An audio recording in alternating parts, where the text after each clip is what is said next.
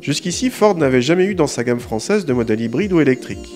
C'est la Focus qui la première a droit à la fée électricité en sautant la case hybride pour devenir directement un véhicule 100% électrique, comme la Renault Zoé ou la Nissan Leaf. Cette Focus électrique se reconnaît à ses badges sans équivoque, des roues de 17 pouces de série, mais aussi à la trappe placée sur l'aile avant droite, qui sert en quelque sorte de trappe à carburant.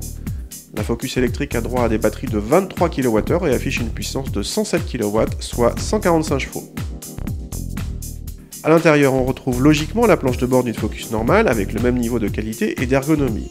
La seule différence vient du combiné d'instruments avec des compteurs spécifiques qui indiquent entre autres la précieuse autonomie. Les places arrière sont rigoureusement identiques à celles des Focus normales. En revanche, les batteries amputent sérieusement le coffre qui descend de plus de 350 décimètres cubes sur une Focus normale à 268 décimètres cubes, soit à peine plus qu'une Twingo. Du coup, une Zoé devient plus habitable à la fois pour les passagers et pour les bagages. Comme d'habitude sur une électrique, le démarrage se fait en silence. Et comme d'habitude sur une électrique, le couple maximal est disponible dès le démarrage, donnant une sensation de dynamisme agréable en ville. Sur route, la sonorisation reste appréciable, mais les relances deviennent en revanche quelconques. A noter que la vitesse maximale est de 137 km/h. Si la direction donne la sensation d'un train à vent direct, cette Focus doit composer avec une surcharge de plus de 250 kg par rapport à une Focus normale. Le dynamisme en prend pour son grade, mais le confort reste correct.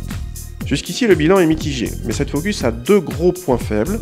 D'abord son autonomie. Ford annonce 162 km, mais nous n'avons pas pu faire plus que 100 km avec un plein.